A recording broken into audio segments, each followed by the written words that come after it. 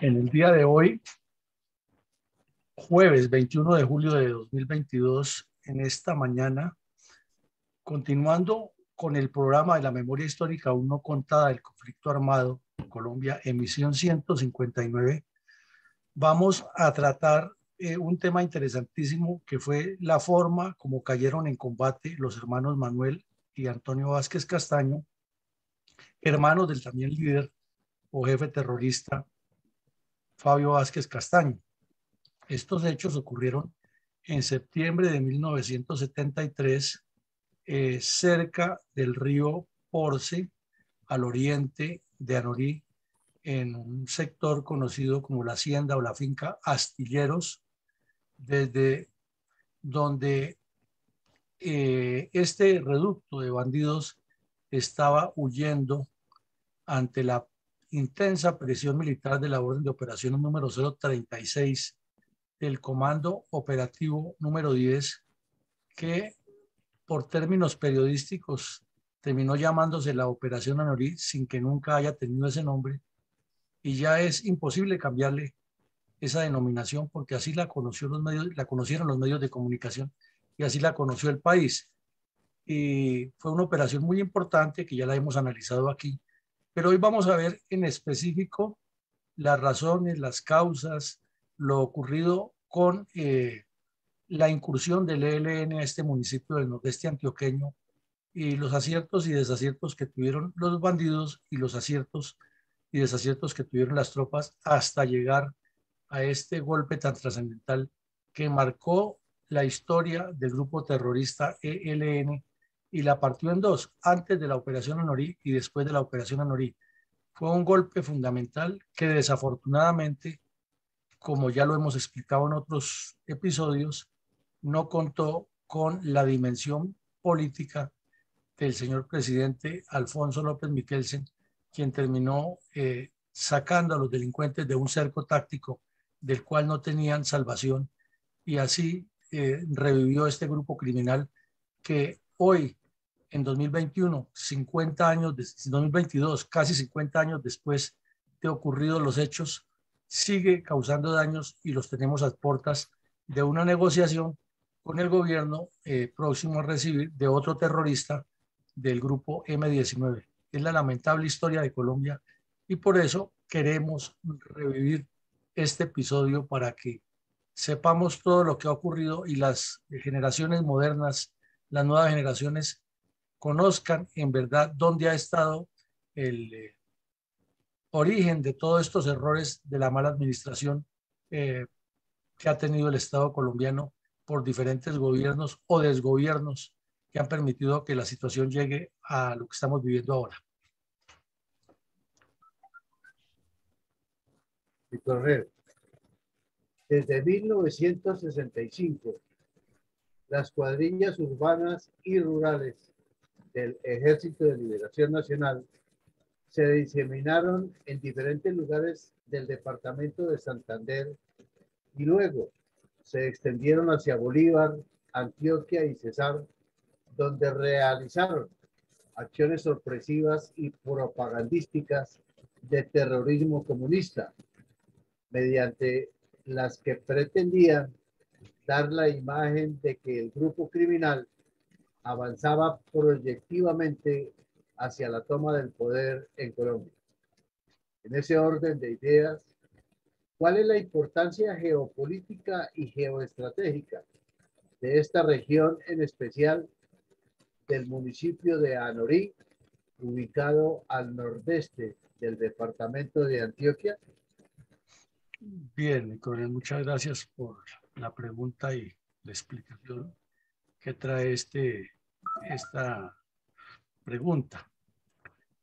La operación Anorí, como les digo, ocurre en el año 1973, pero entre el 65 y el 73, año en que aparece el ELN, hay un largo trasiego de acciones militares, de crecimiento del grupo terrorista y de formación experimental del ejército colombiano y la Fuerza Aérea en una nueva dinámica de guerra que no se había dado en Colombia, muy diferente a la violencia anterior tripartidista de conservadores, liberales y comunistas. Aquí ya se habla del foco guerrillero, de unas cuadrillas más disciplinadas, como se ve en la foto, distinta a los bandoleros de los años 60, y de una orientación muy clara marxista-leninista hacia la toma del poder.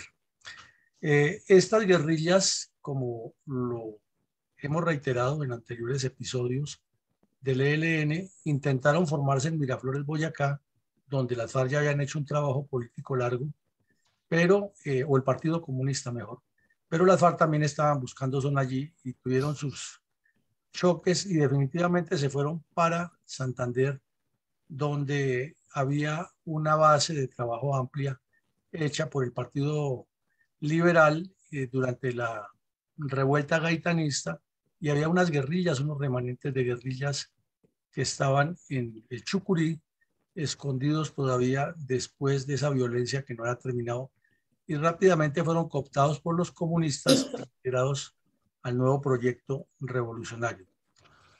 Entonces vemos este mapa a grandes rasgos. Este Sanorí, como se nota por la foto aérea, es un municipio de temperatura media de 1400 a 1700, 1800 metros sobre el nivel del mar, con muchas corrugaciones, muchos pliegues, muchos cursos de agua que nacen. De hecho, el municipio está construido, como todos los municipios de la cordillera colombiana, en la parte baja de algún cerro, y su configuración geográfica es muy difícil de recorrer y muy fácil para que un grupo irregular se pueda mover allí, o también quien los busca se pueda mover aprovechando el terreno y no dejándose detectar. Es un terreno ideal para la guerra de guerrillas. Como vemos, tiene partes muy boscosas, ya veremos alguna información técnica más importante.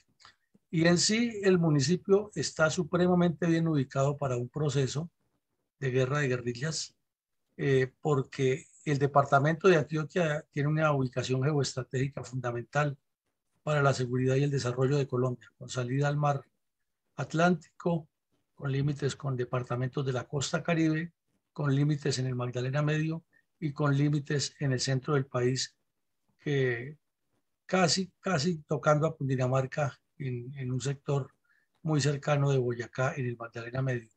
Entonces, llega al Tolima, llega al Viejo Caldas, y por el occidente llega a las selvas del Chocó. Realmente es un departamento que tiene una ubicación supremamente importante para un proyecto revolucionario armado a largo plazo. Y el municipio de Anorí está encuadrado en el nordeste, en el corazón del nordeste antioqueño, y tiene también salida hacia el centro del departamento, hacia el norte del departamento y hacia el occidente del departamento, y naturalmente al oriente. ¿Qué otra característica tiene el departamento el municipio de Anorí? Ahí vemos las fotos. Sus ríos son caudalosos y bajan con mucho sedimento de la montaña, y es una zona que en alguna parte es minera, entonces por eso el color de las aguas es permanentemente este. Y sus carreteables, si en esta época, una foto más reciente, son así todavía destapados, imaginémoslo hace 50 años. ¿Qué otra característica tiene? En alguna videoconferencia dijimos que Anorí es como una isla, y eso lo interpretó muy bien el general Hurtado Vallejo, que era el coronel en ese momento, comandante de las tropas, y se dio cuenta que el río Nechí, que hace todo este recorrido que vamos haciendo con el puntero, es el límite occidental, noroccidental y norte del departamento. Y el río Porce, que es un río también muy importante, es el límite oriental del departamento. Y hay otros, el río Tenche, que desemboca en el Porce, y otros pequeños riachuelos, o no riachuelos tan pequeños porque son caudalosos como este, todos nacidos en la cordillera, que cierran el municipio por todos los lados. Y en el centro lo parte en dos el río Anorí. Se puede decir que hay una región hacia el oriente del río Anorí y otra hacia el occidente. Entonces todo eso nos da la claridad o la idea de cómo es este municipio con sus ríos quebrados. Y aquí vemos una parte oriental semi plana, pero no es que sea plana, es muy quebrada y muy boscosa. Y esta foto es reciente. En ese tiempo era mucho más boscosa porque no se ha descuajado tanta selva. Entonces, el ELN vio esa zona y no la trabajaron políticamente, no la organizaron al campesinado, sino que Fabio Vázquez consideró que ahí estaba el futuro de la guerrilla porque quería salir de aquí hacia el occidente, hacia el sur, hacia el centro del departamento y articular todo el ELN sobre la cordillera central y dominar el Valle del Magdalena y pasar a la oriental. O sea, no estaban en un desfase total de lo que ellos querían, sino que tal vez hicieron muy apresurado el ejercicio y se equivocaron estratégicamente, más no en la idea política que tenían. Entonces, como vemos a grandes rasgos, el municipio de Anorí tiene una importancia geoestratégica importante. Está muy cerca del sur de Bolívar, muy cerca del Medio y muy cerca del centro de Antioquia. Mi coronel, la tenencia de la tierra ha sido caldo de cultivo para que las guerrillas comunistas sustenten su razón de ser y sus acciones criminales contra los colombianos. En ese orden de ideas, ¿hay algún análisis serio que determine la terratenencia y las razones de las cuales el ELN decidió enviar a cerca de 80 bandoleros a apropiarse de la zona rural del municipio de Anorí hacia 1973, en cabeza de los hermanos Manuel y Antonio Vázquez Castaño? Sí, mi coronel, sí hay un estudio importante que se hizo 26, 27 años después de la operación Anorí, pero que desde luego con su estadística o las estadísticas que nos presenta la alcaldía de Anorí, nos dan una idea muy clara de por qué el ELN se desplazó allá. Las dos fotos que vemos a la izquierda en la pantalla nos lo dicen mucho. Es un clima tropical húmedo, bastante boscoso, con un follaje casi imposible de andar, porque cuando uno se mete en esta zona así, es bien difícil y sale con las manos, con los brazos arañados, con el uniforme roto, el piso a veces es muy inestable y realmente en muchas horas se avanza muy poco terreno porque es difícil moverse por esos terrenos. Como lo ve la foto, es un clima complicado y llueve muchísimo, además de eso. Entonces, y ese sopor permanente de la selva causa agotamiento más rápido. Es deshidratante el clima en esas regiones. Entonces, el ELN sí lo estudió. Esta es una nueva división administrativa o político-administrativa que le han hecho en el municipio.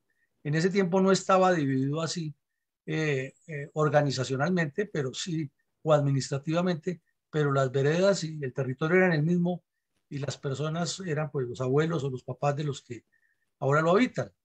Entonces vemos que tiene 5 zonas muy conocidas.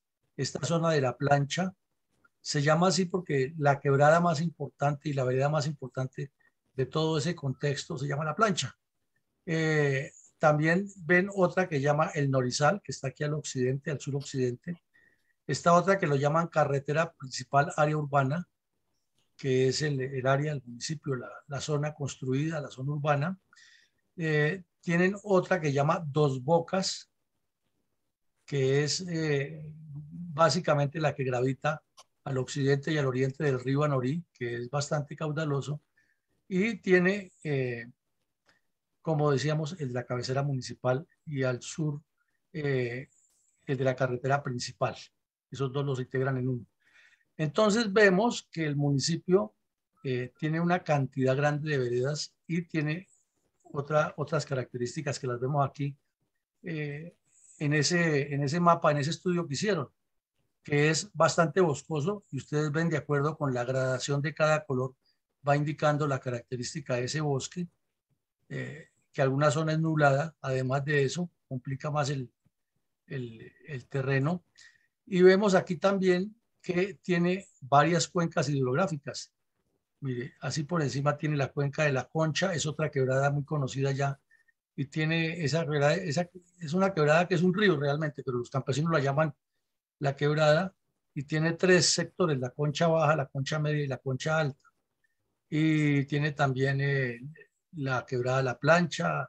Bueno, ahí están los nombres: la quebrada La Toma, donde hubo combates, el río Nechí, el río Nechí, que ya habíamos dicho, el Porce, el Anorí, que va por el centro, y otra serie de quebradas que fueron jugando un rol importante. Entonces, como lo veíamos en esa foto aérea, muchos pliegues de cordillera, y en cada pliegue hay uno o dos cursos de agua, todos grandes cursos de agua, no son pequeñitos. Lo único que lo ha ido afectando, pues obviamente es la deforestación, pero para la época lluviosa, que fue la etapa final de la operación Anorí, es bastante torrentoso cruzar cualquier cauce de estos. Y ya hablando de la pregunta que usted hace, Nicolás, de la terratenencia, aquí vemos un mapa, no más de una de las áreas. No las mencionamos todas porque el estudio es largo, pero sí tomamos algunas. Y mire, en total, Anorí tiene 51 veredas. En ese tiempo tal vez eran menos, porque había veredas más grandes, pero a grandes rasgos se mantenía esta organización, ¿no? Repetimos, es después de los años 70, 80, que se comienza a reestructurar el municipio en 5 subregiones, pero eso no quiere decir que estas veredas no existían o que no estaban ahí. Y vemos que le hicieron un estudio importante y, por ejemplo, para poner un caso, la vereda Montebello es la que es más poblada y tiene 100, tiene 100 veredas. La vereda Soledad tiene 114 veredas, y en total en esta sola región hay 900, corrijo, estoy hablando mal, tiene 100 predios la vereda y la otra tiene 114. Quiere decir que en este solo sector hay 990 veredas. También tenemos que los predios con matrícula son apenas 590. Entonces allá nos comienza a dar una idea de la tenencia de la tierra, que no ha cambiado mucho, y en ese tiempo tenía que ser más grande la diferencia entre predios con matrícula y predios sin matrícula. Y que para 2010, en ese solo sector, no estoy hablando de todas las veredas del municipio, si no es un ejemplo lo que pasa, había 400 predios sin matrícula. No hay una forma técnica de establecerlo por ahora, porque habría que hacer otro estudio revisando todos esos archivos del catastro municipal y de la Oficina de Registros Públicos, que no sería tan fácil. Pero lo que sí no cambia es el área que tenía esa región, porque, repito, puede que en ese momento no se llamara la región del Norizal, sino que se miraban todas estas veredas en su conjunto. Entonces, al tomar todo este territorio, quiere decir que de 15.000 hectáreas cuadradas que tenía la zona, en este momento hay 990 predios, en los cuales se sobreentiende hay como mínimo 990 familias. Puede que en un predio haya más familias, pero palabras más, palabras menos, en 15.000 hectáreas hay 1.000 familias en el solo sector del Norizal, no en todo el municipio. Ahora miramos otro. En el sector de La Plancha hay 684 predios, 357 con documentos y 327 sin documentos. Y es una zona más grande, tiene 42.421 hectáreas. ¿Qué significa esto? Que una zona que tiene 3 veces el territorio tiene apenas el 70% de los habitantes, de los predios abiertos. Significa, así a grandes rasgos, que hay o más terratenencia o hay más zonas boscosas sin explotar todavía, afortunadamente, que no se ha deteriorado el medio ambiente en el sector. Y dice aquí que más o menos la mitad de los predios están registrados y la otra mitad no. Y en la otra zona de Dos Bocas, hay lo mismo. Hay en total 800 predios, un número muy, muy extraño que sea tan exacto en ceros, de los cuales 438 ya fueron registrados, y significa que podrían, porque no estamos seguros, estar pagando ya el catastro, el impuesto catastral, y 362 que aún no han sido registrados. Es decir, más o menos la mitad de los predios en esta zona de Dos Bocas, que recordemos es la de la parte alta, la que da contra el Magdalena Medio y contra el sur de Bolívar, es donde todavía no, la mitad no está legitimada. Entonces, de analizar que en total todo el municipio tiene o estas tres partes, no todo el municipio, tienen 141.000 hectáreas, y que de ese gran total, 3.561 predios, apenas 2.000 están legalizados y 1.500 predios no tienen legitimación. Entonces, esto nos da una idea de cómo era la dinámica poblacional en esa época, porque eso se va conservando a lo largo de la historia. Suponemos que para esa época, por ahí el 30 o 40% de los predios ya estaban notarizados, estaban registrados, y pues desde luego la pobreza en el municipio era más grande porque dependía de las transferencias nacionales y las transferencias departamentales para poder sobrevivir, y de lo que siempre han vivido los municipios, ¿no? De la venta de alcohol, tabaco, y loterías, y los recaudos que hace la beneficencia en estos temas de propiedad de predios. Entonces sí tenemos una idea general, no de la época, pero es una idea general de por qué el ELN encontró en la pobreza de ese municipio, que es en contraste con su riqueza, porque su suelo es muy fértil, un espacio que quizás ellos no lo analizaron de esta manera tan técnica como lo estamos viendo ahora, pero sí en el criterio de la evidencia de lo que veían en el terreno, y de saber que la gente en esa región es muy pobre, que tenía que moverse en mulas, que no había carreteables suficientes desde las veredas, que las lluvias permanentes y la cantidad de ríos facilitaban la sobrevivencia de una guerrilla, pero lo que nunca calcularon fue que el análisis estratégico que hizo el ejército los iba a encerrar en medio de los dos grandes ríos. Esos son más o menos las ideas de la terratenencia y lo que estaba ocurriendo en ese momento, que se deduce o se infiere de este estudio, mi coronel. Muchas gracias, mi coronel. Siguiendo con esta temática de los terrenos, ¿cómo era la situación de los terrenos baldíos en el área escogida para las primeras acciones rurales del Ejército de Liberación Nacional en Anorí?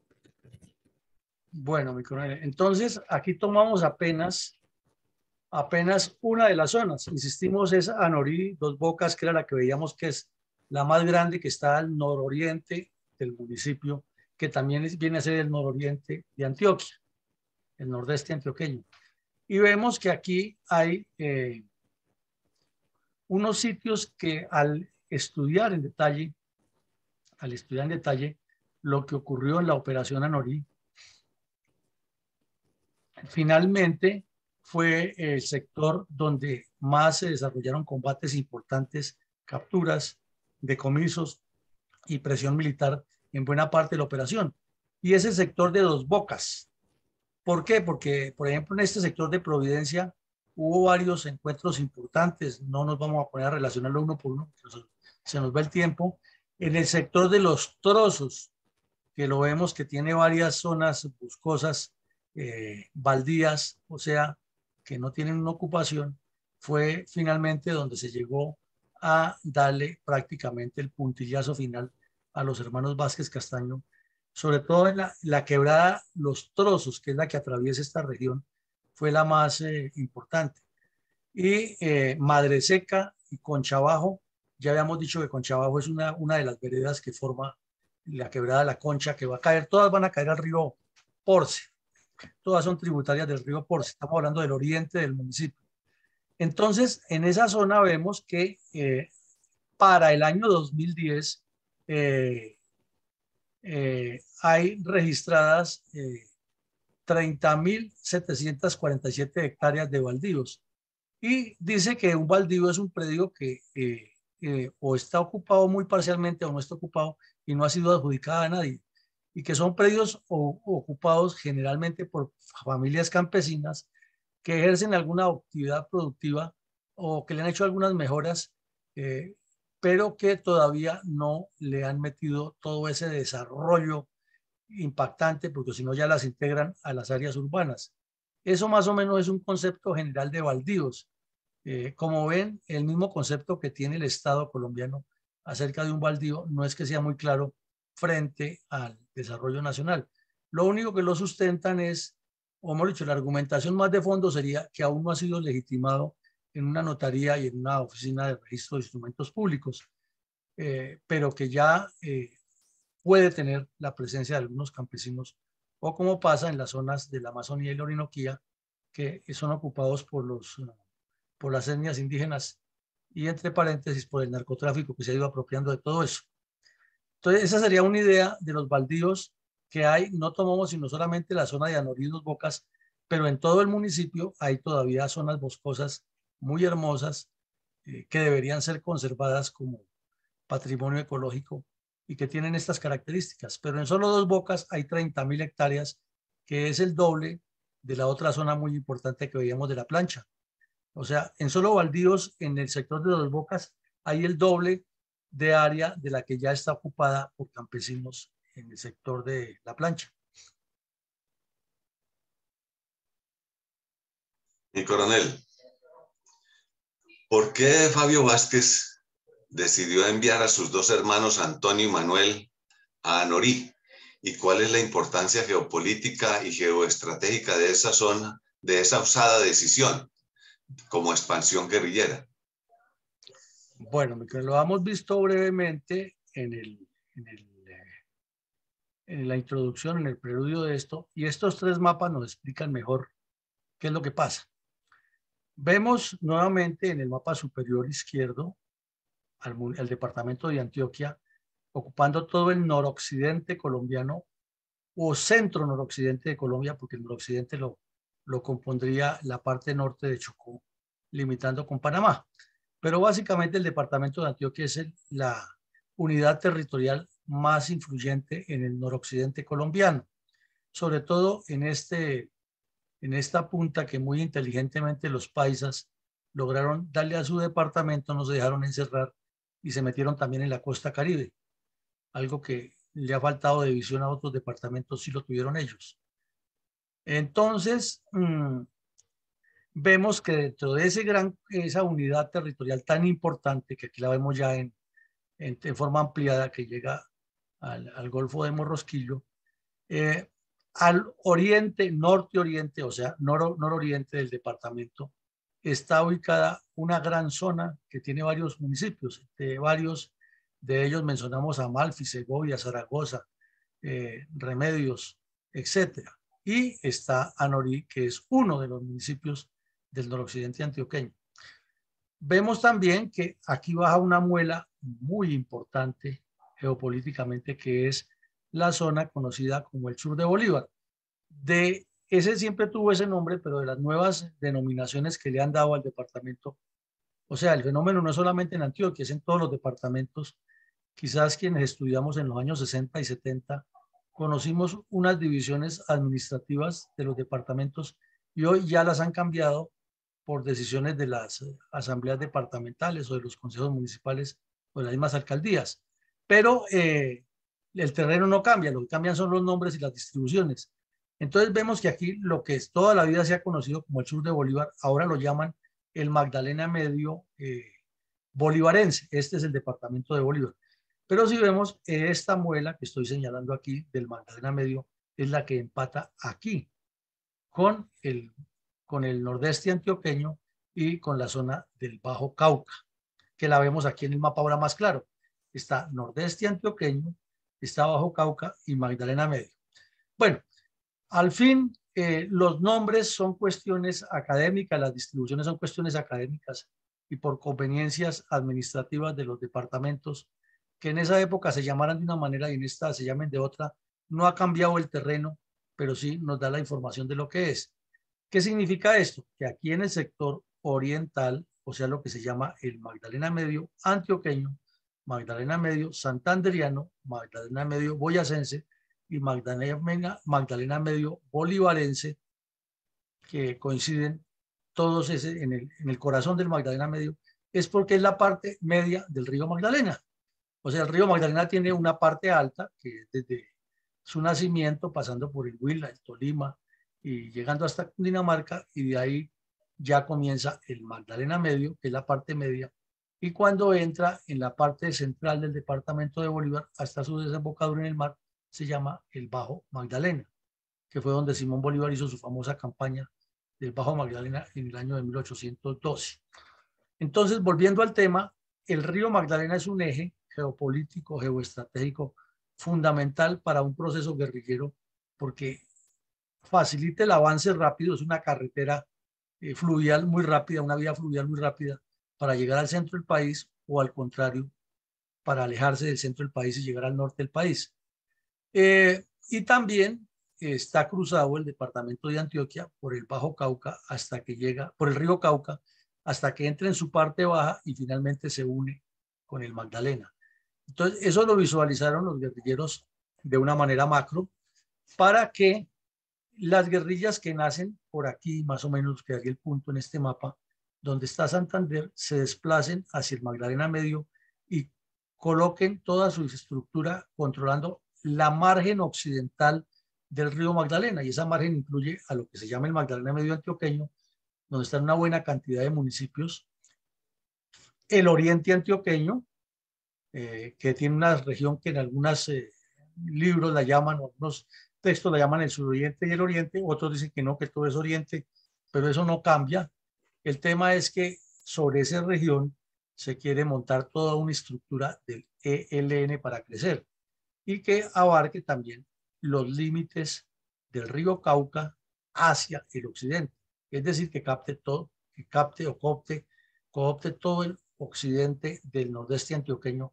Por eso esta zona es tan importante y por esa razón lo ven que al colonizar, conquistar, controlar geopolíticamente con guerrillas toda esta región, quiere decir que el occidente de Antioquia les queda a expensas para avanzar hacia el Chocó y el Pacífico o hacia el Atlántico, con miras a Centroamérica, que es donde se mueven en ese momento todos los apoyos para las guerrillas. O sea que, como les decía al principio, era un proyecto a largo plazo, no era para hacerlo en un día, pero había que insertar en el corazón del Magdalena Medio y en el nordeste antioqueño una estructura guerrillera que realizara todo ese proceso. Ya veremos más adelante qué fue lo que impidió, porque pues una cosa piensa el burro y otro que le estén jalmando, pero el proyecto se hizo, lo iniciaron y no lo han acabado, es lo que veremos al final del ejercicio. Entonces, a grandes rasgos, mi coronel, esa fue las razones por las cuales Fabio Vázquez Castaño consideró que esta zona, que además tiene un importante recurso, y faltaba decirlo y es importante resaltarlo, es el recurso minero, porque lo que es en Segovia, Amalfi, Zaragoza, el río Porce, por lo general, es un río minero, es una zona minera donde hay oro. Entonces ellos deducían e inferían que el ELN podía controlar la producción minera, extorsionar a todos los mineros pequeños y grandes y solventar toda su actividad criminal con base en el oro. Esa es otra de las razones por las cuales se metieron aquí. Gracias, mi coronel. Entre los múltiples sucesos y situaciones particulares del desarrollo de la orden de operaciones número 036 del Comando Operativo número 10, por favor nos enuncia algunas de las razones que condujeron al fracaso táctico del ELN en Anorí hacia el año de 1973 y la consecuente muerte en combate de los dos hermanos Vázquez Castaño. Bueno, para entrar a ese punto que es tan importante, insistamos en la geografía. Es que con razón se dice que la geopolítica es la influencia de la política en la geografía y que la geografía política es la distribución del terreno para que se haga política, ¿no? Más o menos es el concepto. Entonces veíamos en las primeras gráficas, porque vamos a ver las razones, como usted lo pregunta, por las cuales no les salió el proyecto. Ya vimos las razones por las cuales se metieron al proyecto. Ahora vamos a ver las razones por las cuales no les funcionó parcialmente o temporalmente o en ese momento. Entonces vemos aquí este mapa de Antioquia que nos habla más y vemos el sur de Bolívar, o lo que ya ahora llaman Magdalena Medio de Bolívar. Sigámoslo llamando el sur de Bolívar, que es como lo conocemos tradicionalmente. Y vemos las condiciones, es un terreno plano o semiplano muy, que va a salir al oriente a lo que se llama la Serranía de San Lucas, que tiene sus partes muy inhóspitas, pero en sí toda esta región que estoy recorriendo con el cursor, esa muela que empata a Antioquia con Bolívar, es una zona muy, pero muy inhóspita, de dengue, de paludismo, de mal de Chagas o leishmaniasis, es de clima tropical, calor soporífero, clima enfermizo, zancudos, moscos. Es una zona difícil. Tiene muchos pantanos, pero también tiene unas zonas espectaculares para la ganadería y para otro tipo de cultivos tropicales.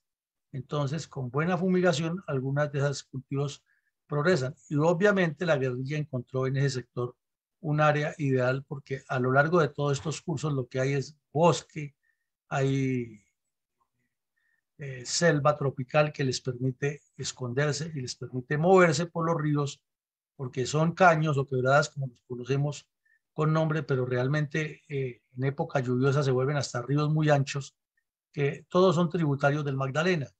Entonces vemos que es una zona difícil y el oriente antioqueño, el nordeste antioqueño y el Bajo Cauca, pues se van caracterizando por lo mismo y también tienen unos ríos muy caudalosos, como el río Nechí, el río Porce, el río Anorí y otros que hay en la zona. Y luego ya viene el río Cauca, que es el que atraviesa por el centro del departamento de Antioquia, lo vemos aquí. Entonces son como una serie de ríos que van formando o que van conformando las características del terreno. Pero ¿qué ocurre? Que aquí está la cordillera central al oriente del departamento y donde en la medida que avanza hacia la cordillera, como en el caso de Anorí, que está en este punto, pues va a ser más quebrado y tendrá en Campamento, que es el municipio occidental de Anorí, mucho más montaña y así vuelve y cae al valle del río Cauca o a la garganta que forma el río Cauca para caer a la zona occidental. Entonces era lo que analizaban Fabio Vázquez y sus cabecillas, era que controlando todo esto lo podían meter, pero el terreno les iba a jugar una mala pasada porque así como los cursos de agua que son de la zona son tan útiles para moverse en las guerrillas, si una tropa inteligentemente los ubica y los guerrilleros se desubican en el terreno, pierden el control estratégico o la visión estratégica, pues le va a pasar lo que ocurrió. Y ahora sí miremos las causas por las cuales el proyecto que tenía los hermanos Vázquez Castaño se bloqueó por sí solo. En primera medida es que, como vemos, por toda esa connotación que hicimos de la ocupación geográfica y la distribución de las familias y lo que nos da ese estudio científico elaborado en 2010, 27 años después, 28 años después de que ocurrieron estos hechos, nos da a entender que esa población es población que va llegando a descuajar monte y va llegando a asentarse y no va exactamente o no iba en ese momento exactamente preparada con una formación revolucionaria como sí existía en Santander, en el Chucurí, donde las guerrillas liberales que se han levantado contra el gobierno se habían replegado hacia esa zona, habían construido sus emporios y tenían esa ideología revoltosa y tenían hasta armas. Estos campesinos de esta región de Anorí no tenían esas características. Fue el cálculo, el primer mal cálculo que hizo Fabio Vázquez Castaño. Ahora, ¿qué había hecho Fabio Vázquez Castaño? Adelante habían enviado unos grupos de preparación del área que por lo general eran muchachos universitarios unidos al ELN. Y esos muchachos habían ido, hablaban con los campesinos y les habían charlado y seguramente hicieron un mal análisis de que ya no era sino con una charla o con dos charlas o que el campesino les hubiera dicho, sí, nosotros estamos con ustedes y vamos a apoyarlos. Y entonces creyeron que el área estaba completamente lista en la parte ideológica, en la parte mental, y eso no era cierto, eso quedó demostrado al final del ejercicio, que no era así como ellos lo suponían. Ahí había también un tema complejísimo, es que el campesinado católico, sobre todo el campesinado antioqueño, y más el de esa época, tiene muy marcada el temor a Dios y sobre todo tienen marcado un criterio que les enseñan los sacerdotes en las parroquias. Claro, cuando los sacerdotes no son bandidos como el cura Pérez, Bernardo López, si estamos hablando de sacerdotes que están del lado correcto, les intuyen mucho que la autoridad viene del mismo Dios y que el campesino tiene que respetar la autoridad y que para eso están los procesos como corresponden. Entonces, esa mentalidad católica de los campesinos pegó mucho, pero hay un error que el ELN difícilmente lo reconoce, aunque ya lo han reconocido, y es que lo que despliega toda esta persecución contra ellos es que se robaron una vaca, no la pagaron. Y un campesino, como ya deducimos por este estudio que nos muestra que eso es lo bonito de la ciencia, que destapa cosas que a veces se pretenden negar con argumentaciones políticas, pero la ciencia es la ciencia y demuestra las cosas, es que imagínense ustedes para esa época de este tipo de campesinos, un campesino tener una vaca, eso para ellos es un tesoro. Si una gallina nomás, eso es un problema que se les pierda. ¿Cómo será que lleguen estos bandidos y le roben una vaca y no se la pagan? Y eso fue lo que originó realmente, fue el punto de partida de la cantidad de errores, porque los campesinos todos, como dice el dicho, todos a uno se unieron alrededor del ejército para buscar a los bandidos del ELN y hacer la vida imposible hasta derrotar esa cuadrilla. Y el origen fue el robo de una vaca. De alguna manera Gavino, en uno de los documentos históricos del ELN, aunque él no estuvo ahí, relata que probablemente eso fue, no, probablemente no, fue que haberle robado la vaca a ese campesino fue el peor error que cometió el ELN allá porque los comenzaron a aventar a todos. El otro error que cometieron es que como no tenían contactos urbanos en Anorí bien estructurados, entonces enviaban a los campesinos a que les trajeran la remesa y eso fue rápido que dentro del pueblo se formó el criterio, bueno, pero si don José, el de la vereda de la plancha, por poner un ejemplo, él no merca sino para 2 mulas, que es lo que él necesita para sus 20 días, un mes, cuando vuelve a salir al pueblo, ¿por qué ahora está saliendo cada 3 días, cada semana, y lleva ya no 2, sino 4 o 5 mulas cargadas? O sea, ya los tipos estaban en la mira y los demás campesinos iban contando el otro, y el ejército llegaba, montaba los observatorios. El general Hurtado, el coronel Hurtado en ese momento, un hombre muy inteligente, muy hábil y muy olfateaba todo, detectaba, pues organizó una serie de planes como el Plan Hogar, que era una cosa muy interesante, consistía en ubicar tropa a escondida sobre una casa de estas, quieta 3, 4 días, y de pronto pasaba algo anormal, llegaba algún campesino, así no fuera guerrillero ni nada, a hablar con ellos. Entonces, cuando ya tenían esa información, él enviaba una patrulla a la casa y le preguntaba a los campesinos, ¿por aquí quién ha venido? No, nadie, no, esto por aquí, como dicen los campesinos paisas, bendito, eso por aquí, no pasa nada. Ah, sí, y entonces el señor de camisa blanca, que vino con un caballo tal día y estuvo hablando con doña María aquí en la patio de la casa y que usted le ofreció fresquito y tal, cuénteme qué pasó. Entonces la gente se sentía timbrada y estos, ¿cómo saben tanto? Creían que era que el ejército tenía hasta brujos, mejor dicho, que les adivinaba, pero era parte de ese plan Hogar. Entonces se fue volteando el campesinado contra la guerrilla y otro punto importantísimo que fue el de utilizar a los cazadores, que son muy hábiles los campesinos como cazadores y tienen una disciplina y una facilidad para esconderse en el monte, utilizarlos como guías. Entonces esa gente sí detecta, porque el campesino tiene una habilidad impresionante, es que donde ve un trillo de pisadas dice, por aquí pasaron 4 personas, por aquí pasó tal persona, porque es que el zapato de no sé quién es tal y deja la huella así, es que aquel, mire, ese es medio cojo porque deja marcada la huella así. Así de hábiles son los campesinos para moverse en el monte, que es su hábitat. Una persona en la ciudad no detecta todo eso hasta que no lo aprende con el paso del tiempo. Entonces, eso fue fundamental. Decíamos, los cazadores sirvieron de guías e instructores. Eso fue otro acierto del coronel Hurtado Vallejo. Era que los campesinos les pagaba. Entonces, venga, señor cazador, ¿cuánto se gana usted? No, pues imagínese que sale a cazar y dura 3, 4 días, a veces caza y a veces no. No, yo le voy a pagar a usted un sueldo semanal y usted anda de guía con los soldados por entre el monte. Primero, para que los soldados no se metan por caminos y no van a caer en trampas. Segundo, para que cuando detecten un trillo de personas, inmediatamente usted sea la persona que nos ayuda a seguir ese trillo sin que se pierda. Y fuera de eso, le enseña a los soldados cómo es que se sigue un trillo y cómo se persigue. Entonces fue un trabajo valiosísimo, por eso decimos que esta es una operación paradigmática que deja muchas enseñanzas y todo fue sobre el tiempo. El general Hurtado Vallejo era una persona incansable, de día, de noche, muy activo, era una persona diferente a los demás. También dentro de las patrullas, vamos a aclarar algo aquí.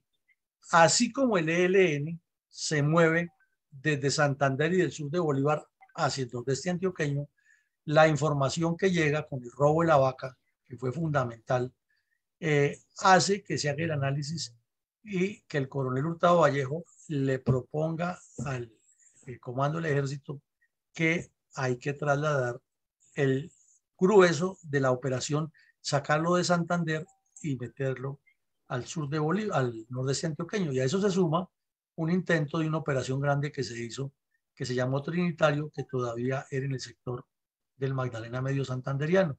Entonces los pasan para Antioquia y esos guerrilleros que han sido capturados en Santander, que eran o que se han entregado al ejército,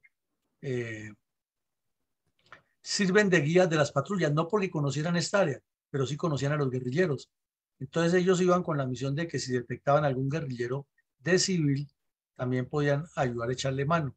O también sabían el lenguaje, el comportamiento, y esos también se metían a las casas como parte de ese plan hogar, haciéndose pasar porque todavía pertenecían al grupo. Entonces llegaban a la casa de doña María, don Pedro, y le preguntaban, oiga, ¿y por aquí estuvo el compa tal? No, ¿qué tal? Ese no lo conocemos. ¿Cómo que no? Si él es así, ya saben, entonces los campesinos se quedaban como sorprendidos. ¿Y estos por qué conocen tanto? Ese fue un trabajo que hicieron los guías de las patrullas.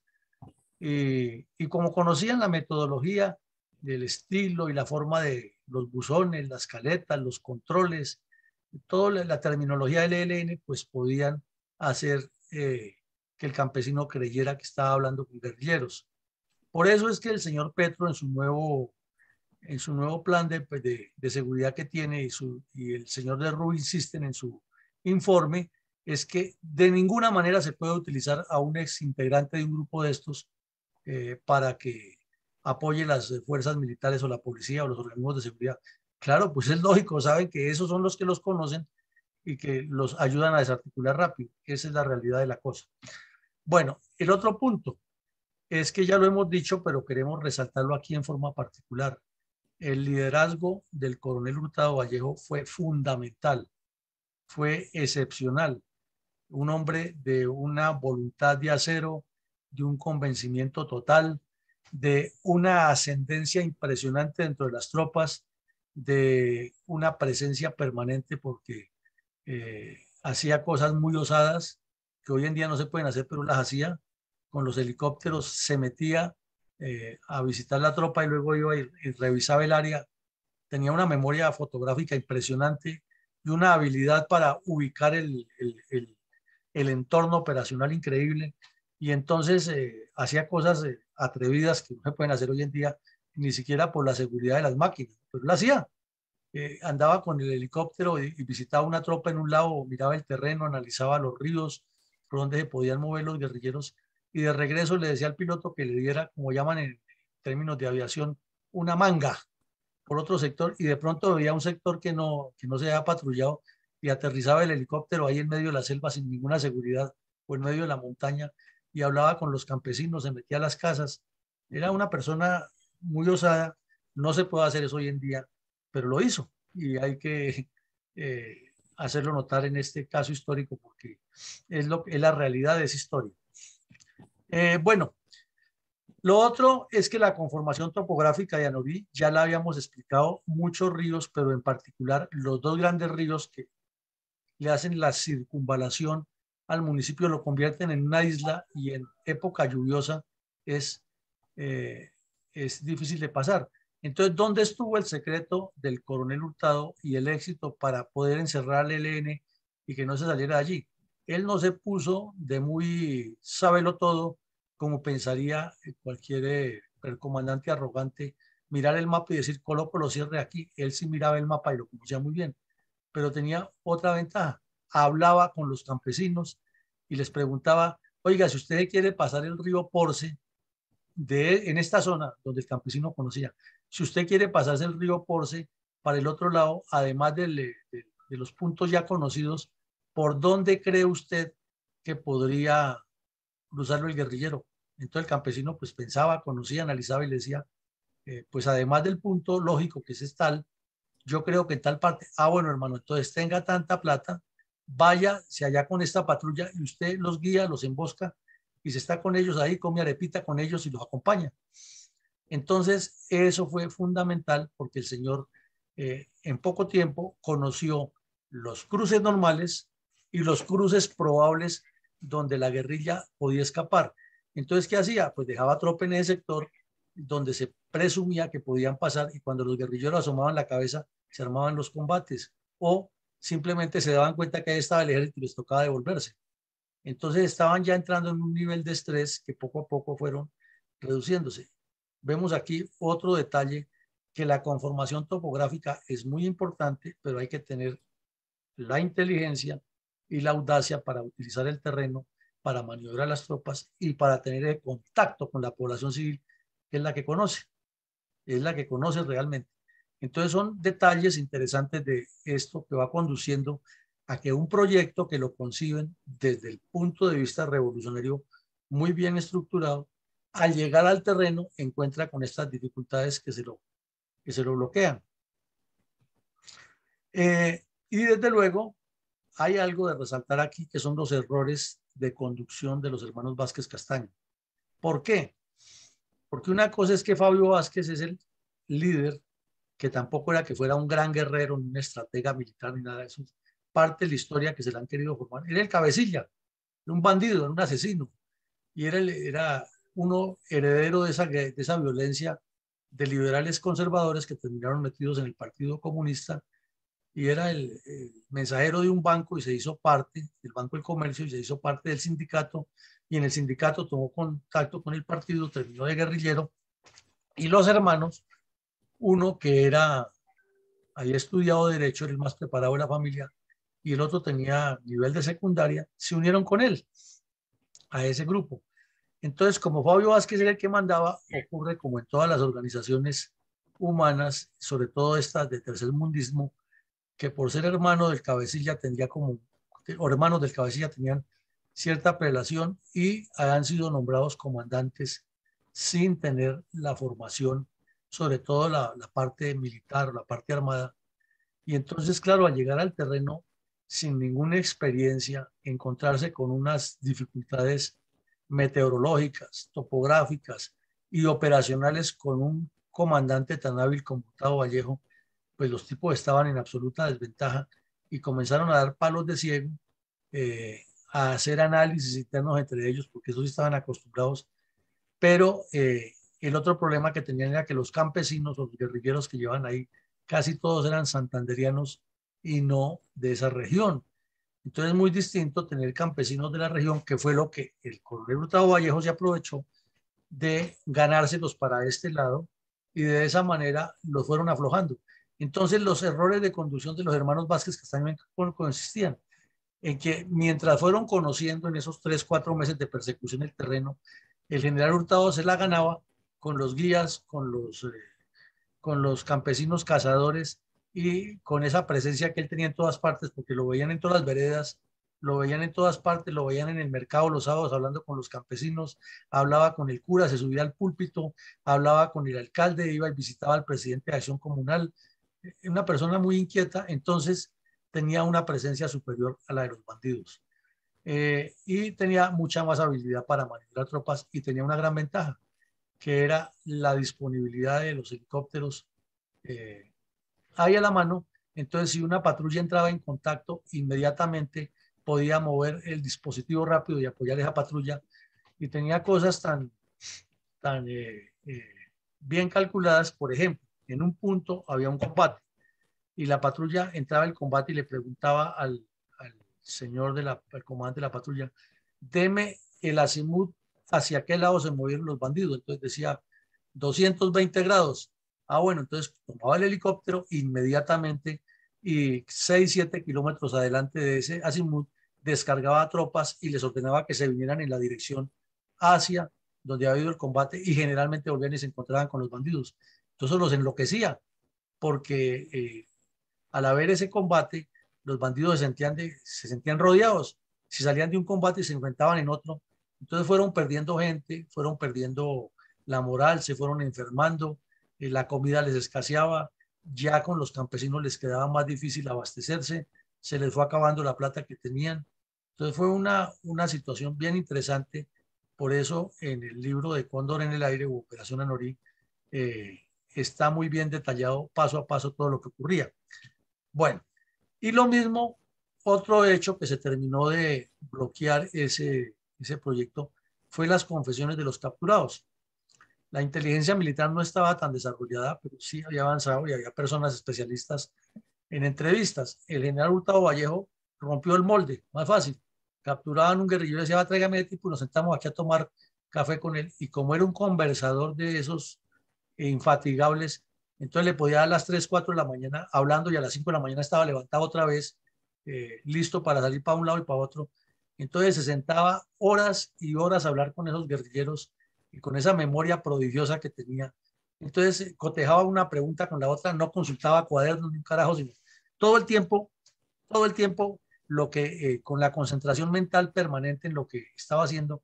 Entonces los guerrilleros quedaban impresionados de ver ese tipo que se las sabía todas, que conocía detalles, oiga, que el blue jean azul quizá Mariela, que entonces el cinturón con chapa, que tiene una chapa grandota tipo mexicano, que lo tenía este tipo en tal lado, que si todavía lo usa, y todo eso los guerrilleros se quedaban impresionados y le iban dando más información de la que él quería, y todo lo iba guardando en su disco duro, y el siguiente capturado lo entrevistaba más, al punto que un sacerdote que fue capturado dentro de esta operación terminó llorando y pidiéndole perdón al coronel Hurtado por haberse equivocado. Entonces, esas confesiones le iban dando el mapa, porque él en medio de la charla iba armando el rompecabezas, ¿no? Y estos, ¿por qué cogieron para tal lado? Y entonces inmediatamente terminaba la conversación, sin pensarlo dos veces, descargaba tropa ya, y ahí al descargar la tropa o había contacto o los bandidos se sentían corridos y tenían que echar para otro lado, y eso los iba matando. La presión psicológica, las enfermedades, la mala alimentación, la desconfianza, que ya no podían tener ninguna probabilidad de convencer a los campesinos de que los apoyaran. Pero fue un trabajo de 90 días incansable, incansable, hasta que llegó a el golpe trascendental. Entonces estos son los hechos que bloquearon un proyecto estratégico con acciones muy concretas, tácticas todas, pero de una actividad incesante por parte del Comando Operativo número 10. Mi coronel, ¿cuáles fueron las actividades más recientes anteriores a la muerte de estos dos hermanos Vázquez Castaño? Bueno, hay un montón de bajas, de capturas, pero quisiéramos leer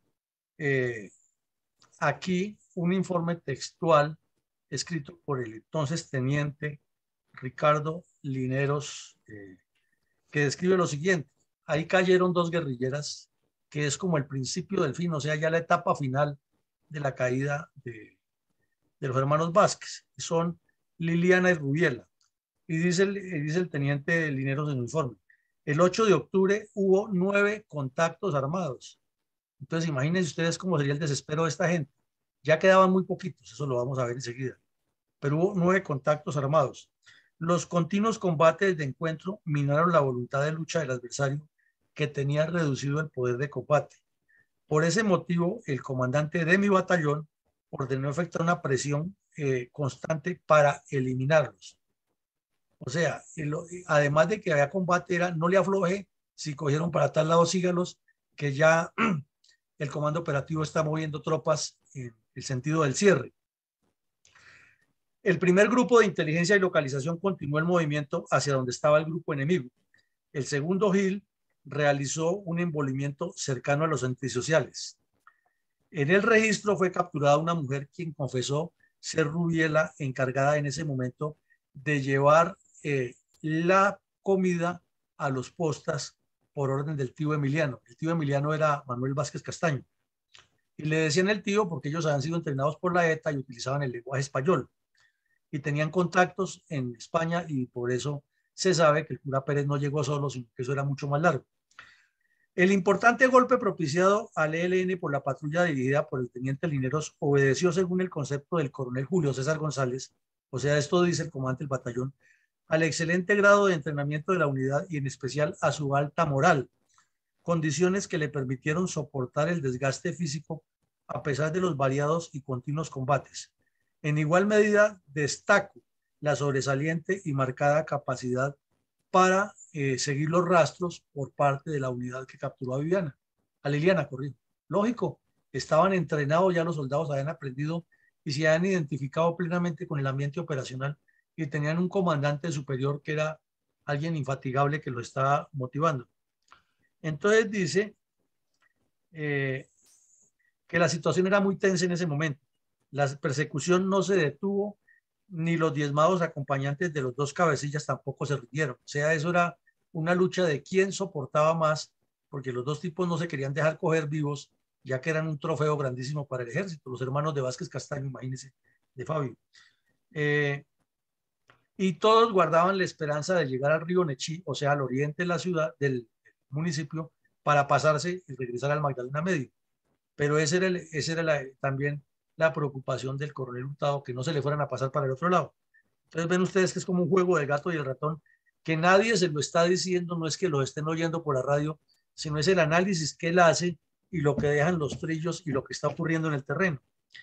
Entonces ahí viene lo importante, que es la entrevista a esta muchacha. Rubiela manifestó en la entrevista que para la fecha el reducido grupo, o sea, los que ya quedaban poquitos, porque lo hemos dicho, esta es la parte final después de toda esa presión, estaba integrado únicamente por 6: Efrén, Faber, Heriberto, Rocío, Lucía, Jerónimo y Emiliano. Llevaban 5 carabinas y 2 fusiles, ya que por desgracia en la quebrada de los Trozos se extraviaron Marcos, Darío y Yesid. A eso ya los habían capturado. De quienes no volvieron a saber nada debido a la intensidad de la presión del ejército. O sea, que eran 9, 3 quedaron fuera de combate. Y así sigue contando que hubo otro combate donde cayó uno de esos y vuelven aquí a decir, llevábamos varios días detrás del grupo que por las huellas dedujimos se podría tratar hasta de 20 personas, pero no estábamos seguros.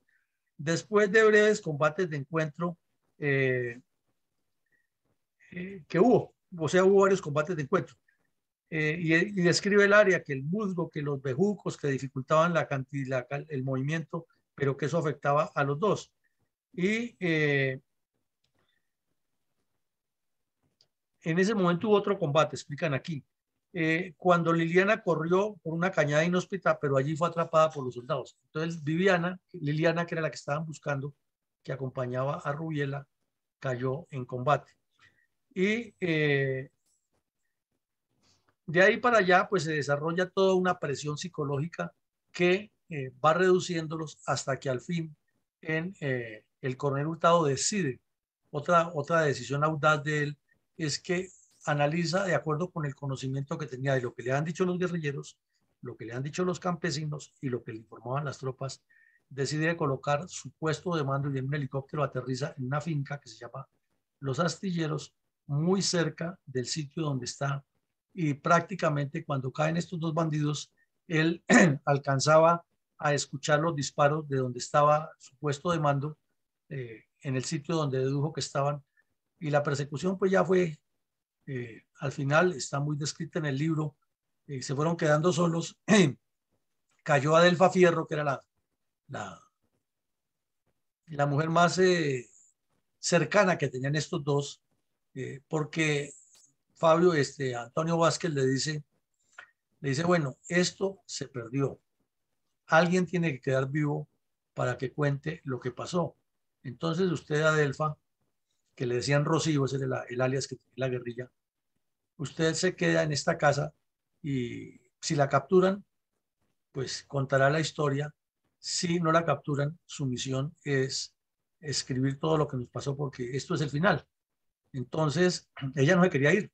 Ella era muy, muy leal sobre todo a Emiliano, a Antonio, a Manuel, corrijo. Pero tenía un problema gravísimo en las piernas que se le habían inflamado. Entonces, ya no podía caminar y la dejaron en una casa. Y una patrulla se enteró y fue y la capturó y la llevaron donde Hurtado.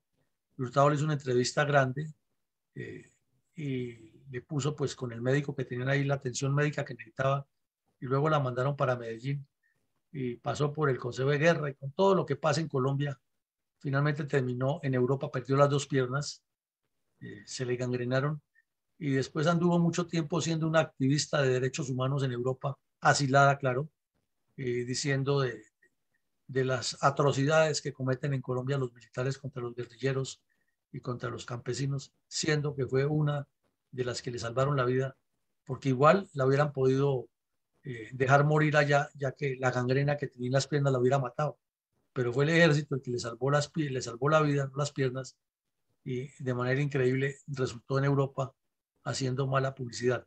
Entonces ella contó la realidad de lo que estaba pasando con todo eso que les estoy narrando, y con toda esa información fue que el coronel Hurtado decidió hacer el traslado hacia Astilleros y montarles el golpe final, que pues no tiene nada de extraordinario, es una patrulla que los va buscando, de pronto ven un movimiento dentro de las ramas, le informan al coronel Hurtado y le dicen, hay dos tipos que se corrieron, están armados, dijo, esos son los hermanos Vázquez Castaño, persíganlos, y en medio del tiroteo cayeron los dos bandidos y eh, la patrulla pues ya informó, el coronel Hurtado llegó hasta el sitio porque estaba muy cerca, los identificaron y se pasó el informe al país y eso fue pues motivo de noticia nacional e internacional. Primero porque el país iba enterándose de todo lo que pasaba, ya que el comandante de la Cuarta Brigada, el general Rivero Sabella, era muy dado a darse publicidad de que va esto, y inclusive utilizó una táctica que le funcionó, era que, por ejemplo, cuando capturaron a Rubiela, entonces ya le informaron por la tarde, el general cayó capturada a Rubiela y ha dado esta información. Entonces llamó a los periodistas y les dijo, estamos en una persecución tan intensa sobre una mujer que se llama Rubiela que antes de 24 horas la tendremos capturada. Y ya estaba capturada. Entonces se daba esa publicidad el general Riveros con esos golpes. Lo mismo cuando ya le confirmaron que la muerte de los hermanos Vázquez había ocurrido, entonces primero anunció que en cuestión de horas caían, ya habían caído. Entonces utilizaba esa figura. Pero bueno, eso es parte de las anécdotas de la guerra que pasó. Finalmente cayeron este par de delincuentes y eh, son muy pocas las fotos que se conocen de ellos. Estas dos que les tomó el ejército cuando los eliminó son las más conocidas y como se ven físicamente eran muy parecidos entre ellos dos y parecidos a su hermano Fabio. Mi coronel, excelente narrativa, que en su voz se hace apasionante. Definitivamente es de boca de nuestros protagonistas. Por eso la hace tan real. ¿Cómo fueron los últimos días y el final de los hermanos Manuel y Antonio Vázquez Castaño? Fue una semana y media muy difícil, porque reiteramos, con la captura de Rubiela y la eliminación de Liliana, la captura de Liliana y los datos que se iban consiguiendo, contó, por ejemplo, Adelfa que ya estaban comiendo era cogollos, que lo único que donde les quedaba tiempo bajaban unos cogollos, le echaban algo de sal que les quedaba o algún pedazo de panela, que eso era en ese momento ya algo como un preciado tesoro y no vivían sino de eso. que no tenían ninguna comunicación con el mundo exterior, que estaban preocupadísimos porque tampoco se veía que Fabio Vázquez les hubiera enviado ningún refuerzo, a pesar de que el radio, a pesar de que en el radio transistor se escucharan las noticias de lo que estaba pasando, que estos tipos pues ya no tenían ninguna capacidad de dirección, solamente era ya de tratar de convencer a los que los acompañaban. Destacaban también la lealtad de los pocos que quedaban, que fueron cayendo uno por uno. Destacaban, por ejemplo, el convencimiento que tenía Efrén, que era un guerrillero de origen costeño, pero como dicen por allá, que llaman los chilapos, que no son costeños del Caribe, de la playa, sino que son costeños de la región central. Y ese cayó en un combate, fue uno de los golpes más duros para ellos. Y destacaban, por ejemplo, la misma lealtad de Adelfa Fierro y de la otra guerrillera, Lucía, que fueron incondicionales con estos dos bandidos, pero no podían hacer nada. Y también destacaban que este par de sujetos, aunque no eran muy hábiles militarmente, como lo demostraron, sí eran muy convencidos de lo que estaban haciendo y que lucharon hasta el final, no se dieron por vencidos. Entonces fueron unas etapas muy duras las que vivieron o en su episodio final para enfrentar tantas dificultades en medio de un clima completamente adverso porque era demasiado lluvioso y sin la posibilidad siquiera de contactar con los campesinos por el temor a que los delataran, sin alimentación suficiente, realmente llegaron a su final en forma dramática. Y coronel, en términos de resultados, ¿cuáles son las connotaciones estratégicas alrededor de este trascendental golpe? Bueno, pues surgen muchísimas, ¿no, mi coronel? Pero aquí sí vienen unas reflexiones que nos deben poner a pensar. Semejante esfuerzo, semejante trabajo tan espectacular, porque además no termina ahí, eso se hacen nuevas operaciones y se lleva al ELN prácticamente a la destrucción al sur de Bolívar. Entonces, esa victoria militar que es referente para la historia universal y que, como lo decía ahora mi coronel Alarcón, es vibrante esa narración y había que escuchar al coronel Hurtado Vallejo contándola y mostrando los documentos y mostrando las pruebas, era algo apasionante. Fue una victoria militar sin par en la historia colombiana y en la historia del mundo, porque pues en muchas partes del mundo ha habido guerrillas parecidas, pero llevarlas a esa derrota fue fundamental. Pero a la vez se convirtió en una derrota política porque el gobierno del señor Alfonso López, que fue el que sucedió a Misael Pastrana, ya que esto ocurre en 73 y en el 74 sube Alfonso López, hace unas concesiones increíbles al ELN y los ayuda a recuperarse de esa derrota. Entonces, en síntesis, fue una victoria militar para el ejército y una derrota política para el Estado por el pésimo manejo que Alfonso López, Jaime Castro, que ahora es uno de los moralistas del país y habla de un montón de cosas que no se debían hacer, y en ese tiempo era el superministro de Alfonso López, se prestó para la componenda de ayudarlos a salir del cerco que les tenía el ejército en el sur de Bolívar. Casi todos estos bandidos capturados fueron llevados a un consejo de guerra al cual se sumaron los que han capturado en la operación de los Canelos, que también la vimos aquí, que fue anterior a la operación en Orí. Y primero los han reunido en el Socorro Santander y luego los trajeron a Bogotá. Y cuando ya estaban prácticamente todos condenados, el secretario de ese consejo de guerra fue el coronel Diego Gantiva. Él conoce toda la información de cómo se hizo ese consejo de guerra. Cuando ya los tenían a todos listos para condenarlos, el señor Jaime Pardo Leal, que era el presidente de Azonal Judicial, y Umaña Luna y otros abogados de izquierda, naturalmente, y amigos de los bandidos, lograron a punta de, no de tutelas, porque en esa época no existía, sino memoriales y cosas de manejo trapacero en la política y en la justicia, sacarlos y echar para atrás y declarar contraevidente todo lo que se ha hecho en el Consejo de Guerra, y todos los bandidos quedaron libres.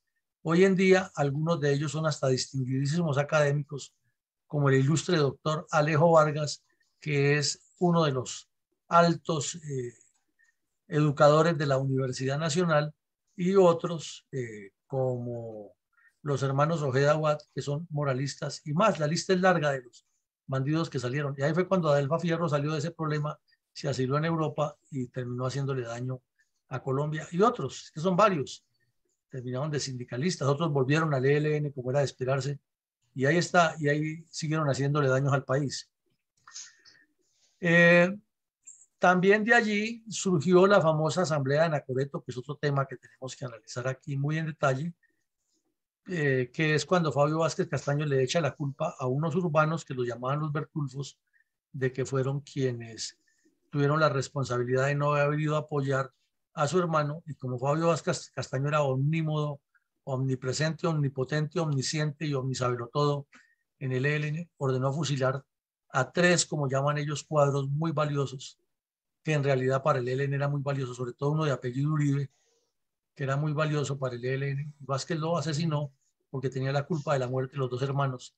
Y eso originó que el ELN se replanteara o reevaluara lo que estaba haciendo, y le quitaron la dirección a Fabio Vázquez Castaño e inició la etapa del replanteo, que ya la analizamos aquí también en otro episodio, cuando el cura Pérez fue el que asumió toda esa dirección y le dio una nueva dinámica al ELN. Y esa nueva visión del cura Pérez fue la que nos trajo el problema en el que estamos inmersos, porque ya no era solamente el padre Camilo y los curas que han venido de España con él y las monjas que andaban, sino que es todo un concepto nuevo de un ELN, de un hombre nuevo, que es el que tenemos actualmente estructurado en lo que llaman el poder popular, y lo cambiaron a partir de Anorí. Entonces volvemos al punto número 1. Una victoria militar se convirtió en una derrota política porque el Estado y la dirigencia colombiana han sido incapaces de entender que esto es un proyecto organizativo que apunta a las masas y que necesita unas acciones diferentes o complementarias y quizás superiores a la acción militar para que realmente se puedan bloquear las guerrillas.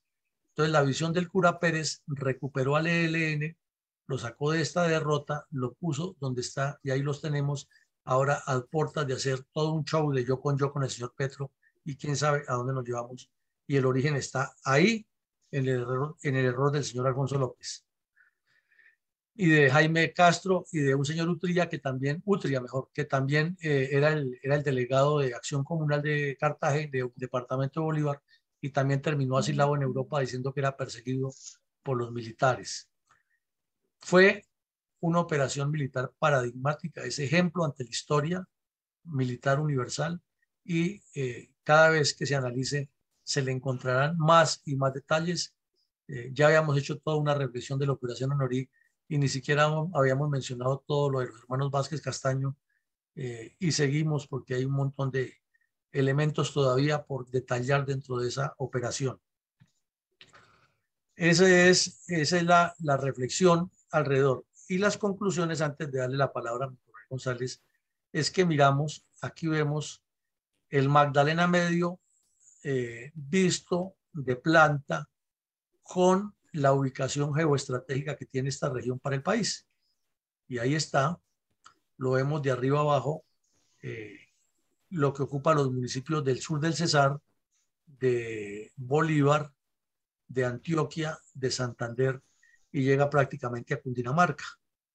Entonces tenemos que está en la Gloria Cesar, Gamarra, Huachica, y ahí sale a Curumbaní y a Chiriguaná, que son 2 municipios muy importantes para el desarrollo del ELN, y a Huachica, que es el municipio más grande del Cesar. Cuando uno va en la carretera lo nota por el amplio espacio que se transita y no ha salido de Aguachica. Lo mismo San Alberto, que es zona palmera, o Puerto Wilche ya en Santander, que como vemos es un municipio de una contextura rarísima, toda la orilla del río Magdalena, y otros. Ahí vamos, baja Barranca Bermeja y llega hasta los límites con Boyacá.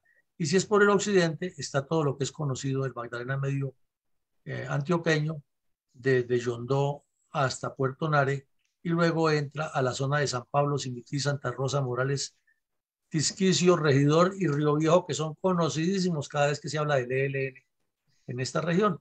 Entonces vemos que es una región muy importante, y aquí nos deja pensando que si en 1973 el coronel Hurtado Vallejo les acabó todo ese proyecto. Sí, mi coronel. les acabó todo este proyecto. ¿Cómo es posible que hoy este mapa en 2006-2007 nos presente que ya no estaba solamente el grupo de Fabio Vázquez y el que se ha movido hacia Nori, sino todo lo que tiene el ELN en esta región? Entonces, por eso concluimos, antes de darle la palabra a mi coronel González, que fue una gran victoria militar a Nori, pero una absoluta derrota política del Estado por culpa del señor Alfonso López, del señor Jaime Castro y del señor Utria, que lo sacaron del sur de Bolívar. Y aquí vemos que de una cuadrilla que existía en la región, al norte, en Santander, y otra que se movió al occidente de Antioquia, ahora miren cuántas hay: la Compañía Nori, la Gómez Quiñones, la Simón Bolívar, la Solano Becerra, la Ariza, los Héroes de Santa Rosa, Mariscal Sucre, Bernardo López, y eso que falta ahí, el Calvario Buitrago, el Guillermo Antonio Vázquez, Capitán Parmenio, el Manuel Gustavo Chacón y el Camilo Torres. Todos estos grupos los fue asentando el ELN después, más o menos en la misma región, solo que perdieron un poco la influencia en el nordeste antioqueño por la operación Nori. Eso es de pensar cómo el Estado se equivocó completamente y no siguió el trabajo de una operación militar. Entonces le damos el paso a mi coronel González para sus conclusiones. Gracias, mi coronel. Entonces, paso a hacer mis reflexiones o enseñanzas. Le pediría a mi coronel si puede colocar el mapa de Antioquia que puso al comienzo de carreteras, para que se entienda un poco más lo que voy a decir. Muy bien, la enseñanza sociopolítica, correcto, muchas gracias. Las enseñanzas sociopolíticas de la operación Anorí y la forma de cómo las operaciones militares impactan favorablemente el conocimiento de la nación. No solo fueron neutralizados dos hermanos Vázquez, sino también el pervertido de género y terrible criminal su hermano Fabio Vázquez, quien debió caer en la traición de su cuadrilla fugándose hacia la nación terrorista de Cuba un tiempo después, pero que terminó en esa retirada porque no pudo resistir la persecución de las tropas. Cuba, que era un país auxiliado por el cruel comunismo ruso, razón por la cual esa nación asiática no tiene simpatías dentro del pueblo colombiano. Siempre Rusia no ha sido muy bien recibido dentro del pensamiento popular colombiano. También la operación Anorí demostró la poderosa convicción del pueblo antioqueño de rechazar el comunismo, ideología la que considera una peligrosa fuente de desgracia social. Dentro de esa cultura paisa ha influido con mucha fuerza el espíritu religioso, como usted también lo mencionó, que es muy profundo dentro del pueblo antioqueño, por cuyo motivo el solo hecho de ese principio del ateísmo comunista es causa de categórico rechazo, que también se une al sentimiento nacionalista por ser un amante de la libertad, el antioqueño, y de sus montañas a las que considera la fuente de su existencia y de su vida. También el regionalismo propició la identificación de personas no nativas que son vistas con recelo por los locales, ya que la familiaridad y el conocimiento ancestral de los apellidos dentro de las regiones rurales antioqueñas es fundamental. En la distribución política, como podemos ver ahí en este mapa, que se hizo hace años, los paisas actuaron en dirección inversa como actuaron los departamentos costeños. Mientras estos últimos, los costeños, buscaron extenderse desde la costa hacia el interior del país, Antioquia, por el contrario, exigió salida al mar, a pesar de ser un territorio básicamente mediterráneo, porque visualizó la importancia oceánica, y para afianzar este criterio inició a comienzos del siglo XX la construcción titánica de la llamada carretera al mar, por el medio de la garganta que va hacia Urabá para llegar al Golfo del Caribe. Y cualquier factor perturbador de esa concepción estratégica del pueblo rural antioqueño podía ser fácilmente rechazado utilizando esta vía de comunicación.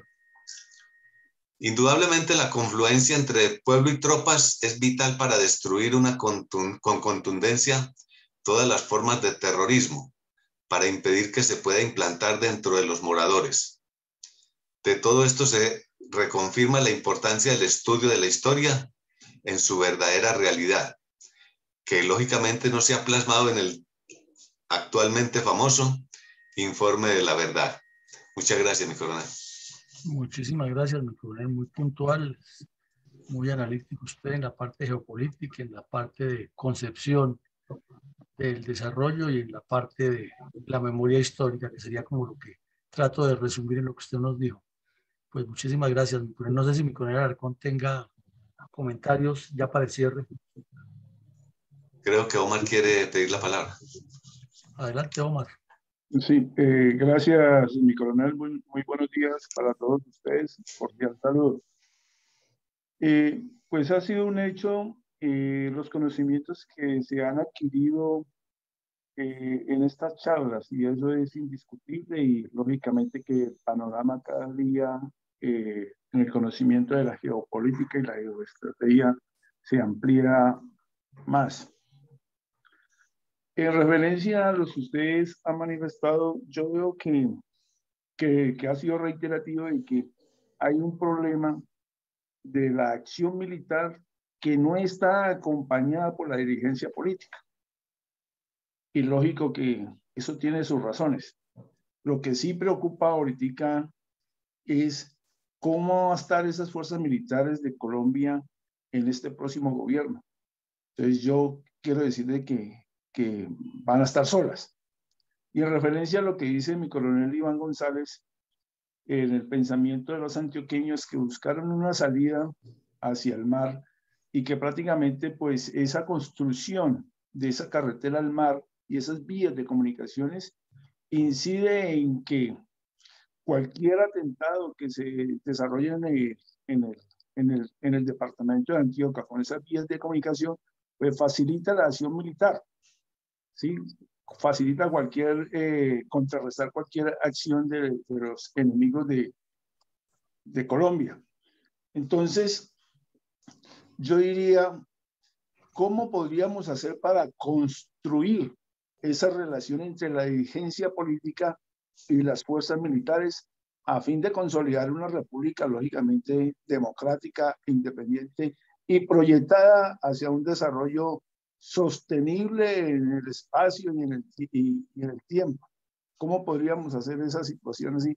Porque por lo visto llegamos a un punto ya casi de no retorno, donde la situación, ojalá me equivoque, comienza a disminuirse con este próximo gobierno. Pues la pregunta es profunda y es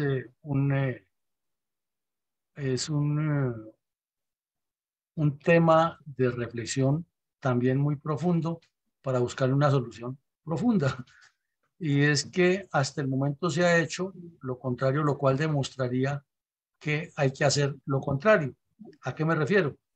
A que ya son muchos los años que lleva la Escuela Superior de Guerra haciendo un ejercicio académico que por lo visto no ha dado resultados, y es acercar a una gran cantidad de personas civiles que manejan el poder político y el poder económico a contarles de una u otra manera esto, o por lo menos a abrirles el deseo de profundizar en estos temas y llegar a conclusiones mucho más de mayor calado. Pero está demostrado que no ha servido porque los resultados han sido inversos, ¿no? Llegan, por ejemplo, inclusive de funcionarios públicos de alto nivel, como el señor Vargas Lleras, ministros, la señora Lucero Cortés, que fue senadora, y una larga lista, uno que fue defensor del pueblo, el tal Córdoba, Triviño. Todos han hecho esos cursos y además algunos han sido hasta oficiales de reserva, como estos tres que le nombro, profesionales de reserva. Pero ellos son oficiales profesionales de reserva mientras van al cuartel y se disfrazan de soldados el fin de semana, o mientras los oficiales, los suboficiales y los soldados les dicen mi capitán, mi teniente, y van al casino y se toman unos tragos y no sé qué, o lo llevan al polígono y hacen disparos o hacen algún entrenamiento físico, son militares, pero salen de ahí y vuelven a ser los mismos políticos corruptos, metidos en toda esa trapacería, e inclusive ni siquiera se manifiestan, porque uno diría, por ejemplo, si Vargas Lleras es una persona tan importante en el país y es capitán o mayor de la reserva de las fuerzas militares, ¿por qué está callado ante esta situación? Ah, porque personalmente no le conviene. Entonces es donde yo digo que se ha hecho el ejercicio al contrario y que la única opción que queda, que no hay otra, es que las fuerzas militares en sus reservas preparen personas que tengan esta acción política para que ya ellos teniendo el poder puedan abrirle los ojos y el camino y trazar los derroteros por donde es, y que el Estado se ocupe más de esto. Y usted tiene toda la razón, con este gobierno que llega va a ser muy tensionante la situación, va a ser muy difícil para quienes queden en el mando de la institución, porque así los escoja este señor, llegará el momento en que tocan líneas rojas que quién sabe cómo las tendrán que manejar. El debate va a ser tenaz en el país, la polarización, y todo parece indicar que el ELN en el acuerdo que hizo con el señor Petro van a hacer el papel de los malos de la película, de la presión permanente para que el señor Petro les vaya dando hasta que lleguen a la constituyente y vayan de una vez con sillas definitivas a la constituyente y el país en desventaja. Entonces ahí vuelve y juega.